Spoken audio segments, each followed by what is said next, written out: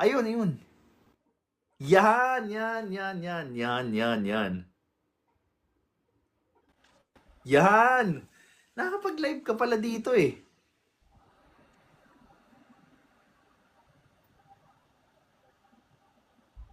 Bro, narinig mo ako? Yan, yan, naririnig kita kayo, naririnig Hindi kita. kasi nung debate ko, tinry ko mag-download or ano ba 'yan? Ba't di ako makapag-camera? Anyway, so hindi may concern ako kasi ang sinabi niya 40 to 40 30 to 45 ba? Ano ba 'yan? Nasabi niya? Oo, parang ganun. Range ng total time, 30 to 40. Ay, hindi, hindi, hindi. 45 to 50, if I'm not mistaken. Kasi ang concern ko lang is sorry parang dalagang Pilipina kasi si Gabe eh. Kasi iniisip mo tama. Ah, Naghamon siya ng marami, tama? aha, aha. So ngayon, you are expecting na yung maraming yun ay actually walang ano ba tawag ito? Walang disadvantage do sa hinamon niya, right? Kasi Mhm. kumbaga naghamon ka for some reason na ang gusto mong sabihin is kaya mo kami lahat, right? Aha. Okay, so ang problema do sa time niya is kung marami tayo, edi magagawan tayo ng time. Hindi, hindi. Feeling ko in-adjust niya yung time na yun kasi sinabi ko, dalawa lang tayong napapayag ko. Okay? So, baka adjusted na yung time na yun. Pero if ever kung may dadagdag, sabi ko nga, pwede naman siguro humiling ng ng more time para at least magkasya. Hindi kasi ako sa totoong buhay lang no. Nagyabang ka na kaya mo kami. So ngayon, kung nagyabang kang kaya mo kami, hindi ako magbibigay ng partida sa iyo. So ibig sabihin, kung ano yung time ko ay time niya sa opening, yun din yung time natin tig-isa. Mm, mm, Dapat, mm, right? So sa mm. cross-examination niya is yun din yung time natin sa cross-examination, right? Yeah, yeah. Kasi kung ang gagawin niya is hahatiin niya yung cross-examination, so hindi ako makakapag-build up ng cross-examination, Sa bagay. mas maganda yata mag-isa ka na lang. Di ba? Sa bagay, hindi. Ganito, pwede naman nating ilapit yung concern kasi maganda din naman yon. Hindi tayo pwede maghati doon sa cross-examination natin kasi nga, mas lalamang yung oras niya. Mhm. So, pwede nating ilapit yung ganyang concern para malinaw natin kung magkakaroon tayo ng isang or lahat tayong tatlo, magkakaroon tayo ng solid 3 to 5 minutes each. Hindi Yeah. tayo maghahati doon sa 3 minutes or 5 minutes. Well, the Yun. advantage naman sa side niya is i-cross-examine naman niya tayo ng same time din. Sa bagay, madodoble. Like for example, kung ang cross-examination is like for example 10 minutes sa unahan, so Mm. i-cross-examine ka niya ng 10 minutes, tapos i-cross-examine niya ako ng 10 minutes. Mhm. So, ngayon, ang magiging issue dito is the rebuttal. Kasi, kayo na siya magre-rebut. So, yung sa akin. Pwede, pwede naman kasing yung paano nga kaya yun, no? Iniisip ko rin kung paano yun. Kasi ang problema dyan yung rebuttal eh. Yeah. Opening, no problem. Ang rebuttal kasi, so lumalabas dito, ang rebuttal niya is, kailangan niya i-rebut yung opening mo, kailangan niya rin i-rebut yung opening ko. Yeah. Right? Mhm. So, paano yun? Parang, Sige, ang naisip ko, let's make a good compromise. Kaya ako nilapit sa yung binigay niya para makapagbigay tayo ng counter setup na kung saan pwede tayong pumayag. So hindi ko rin alam kung ano yung magandang setup sa ganun. But maybe if wala pa tayong maisip, maybe tomorrow we could come up with a better setup kung paano siya magiging feasible para sa ating. so ang topic is, the motion is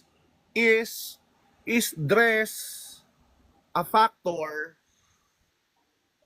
in sexual harassment in women? Yes, yes, Okay, yes. sa affirmative tayo, tama ba? Yes, yes. Okay, so kasi masyadong kawawa naman si Gabe no kung siya pa yung mag-affirmative, di ba? Hindi, wala nang debate yun. Wala nang debate yun.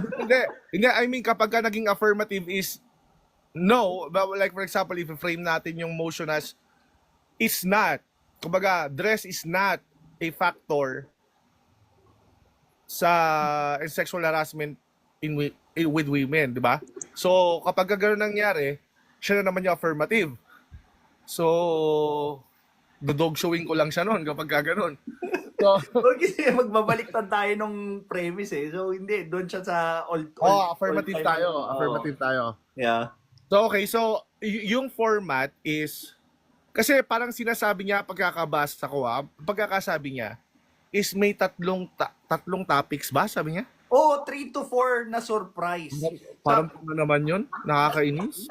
Sabi ko nga, hindi ba pwede yun? Pucha, ba't surprise? Ano yun? So, Three topics? Nakapag-debate na ba siya?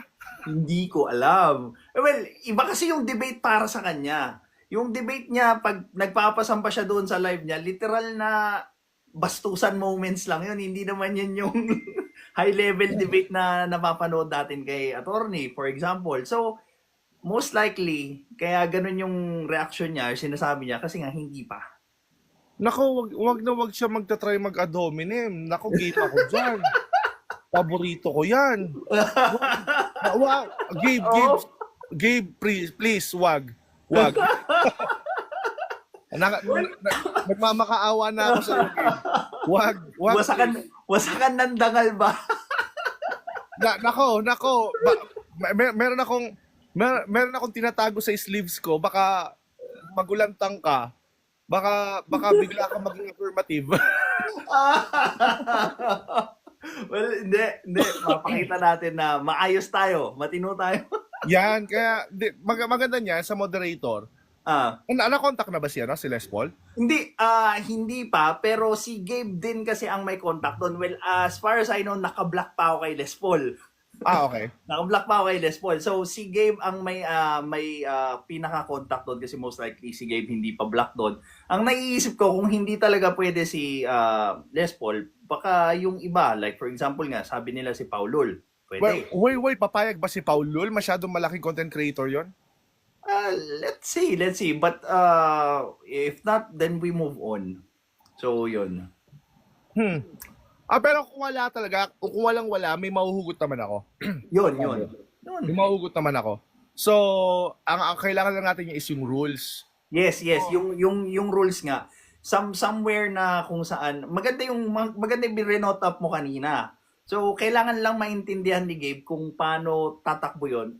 Ano lang natin, bigyan natin ng isang magandang written para mai-forward natin sa kanya. Ito yung naisip namin doon sa time, sa flow, so on and so forth, para at least maintindihan niya rin. Explain ko na rin kasi like for example, alam niyo naman siguro yung nagche-chess na maraming kalaban, right? Yeah. Okay, so hindi naman nag-diminish yung time ng bawat isa, right? Yeah. Okay, so kung ang hamon niya is dalawa tayo, kasi kung marami yung gusto niya, hindi ba nag-diminish yung oras nun kapag gano'n? So, tingnan natin, analogy natin is yung chess. Yung chess na multiple yung kalaban niya, hindi naman nag-diminish yung time niya. Yes. May timer yung kada player eh. So, okay. So ngayon, kung hindi nag-diminish yung time, dapat gano'n din sa debate, right? Yes. Ako, wala naman ako issue dahil gusto niya eh. Kumbaga, malakas yung confidence niya, malupit eh. So, okay. Parang ganito lang yan eh. Parang nag-imbita yung isang tao na bugbugin ko siya. Ako naman, charitable ako eh. Pwede sige. Di go, sabi ko, sure ka?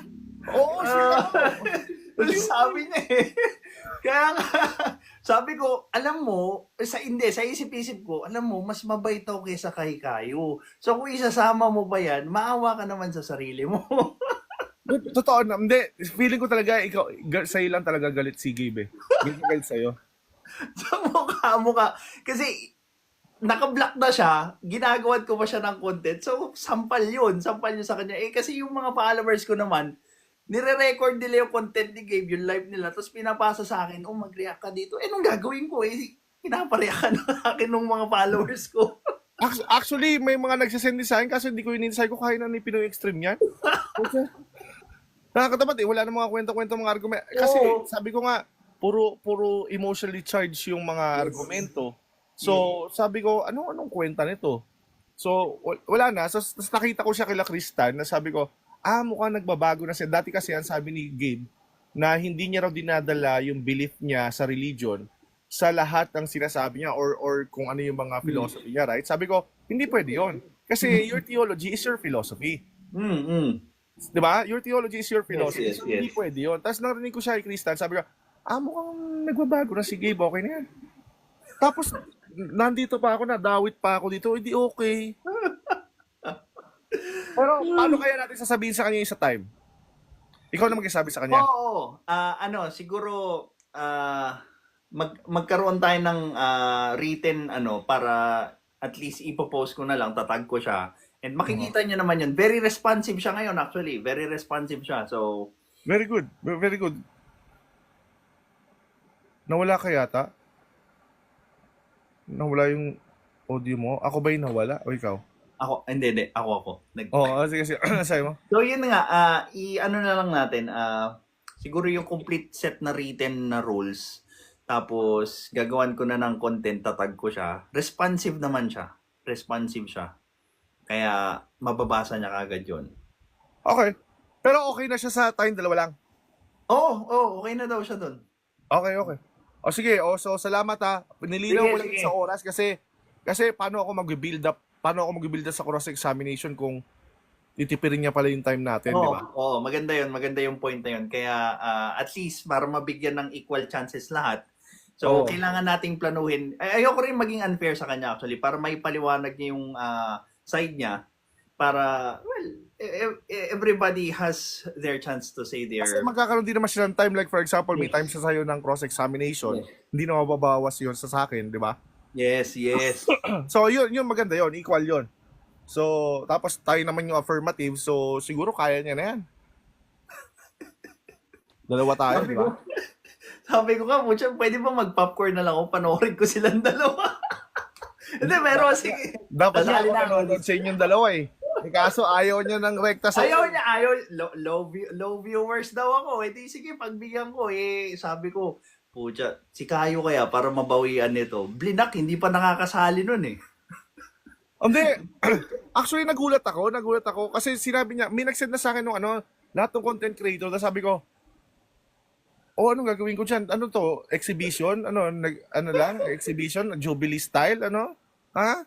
Di na, huwag na. Tapos, nung tinag mo ko, sabi ko, iba na to. Okay, sige game.